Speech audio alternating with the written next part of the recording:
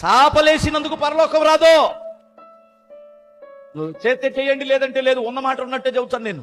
కుర్చీలేసినందుకు పరలోకం రాదమ్మా.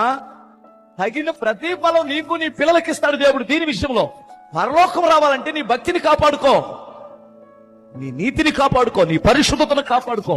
నువ్వు చేసిందల్లా ఎదవ పనులన్నీ చేసి ఇక్కడికి వచ్చి కుర్చీలేస్తే, ఎదవ పనులను చేసి పరిచర్య చేస్తే, పరలోకం ఇచ్చేస్తే పరలోకంలో అందరూ దరిద్రులు ఉండరు. అర్థమవుతుందా? సెకండరీ నీ పరిచర్య, ఫస్ట్ నీ భక్తి, ఫస్ట్ నీ భక్తి. నేను వాక్యం ఎవడని చెప్తాడో, వాక్యం చెప్పిన వాళ్ళందరూ భక్తులు అనుకుంటున్నారా? నీకు అర్థం? వాక్యం చెప్పిన వాళ్ళ భక్తుడు కాదు.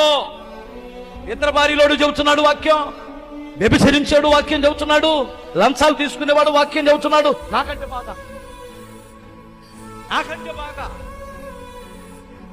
నేనేం చెప్పగలను వారి ముందు?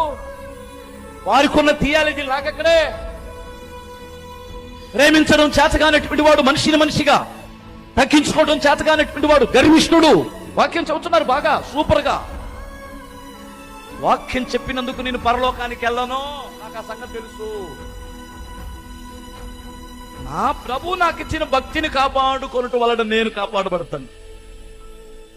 హల్లెలూయా. ఎందుకు కాపాడబడతాం? భక్తి, భయభక్తులు కాపాడుకోవాలి కదా. ఎందుకయ్యా నిన్ను ఈ సింహాలు తినలేదంటే, నేను దేవుని యందు భక్తి కలిగి ఉన్నాను కనుక, నేను నిర్దోషిగా ఉన్నాను కనుక నా దేవుడు నన్ను కాపాడాడు అన్నాడు.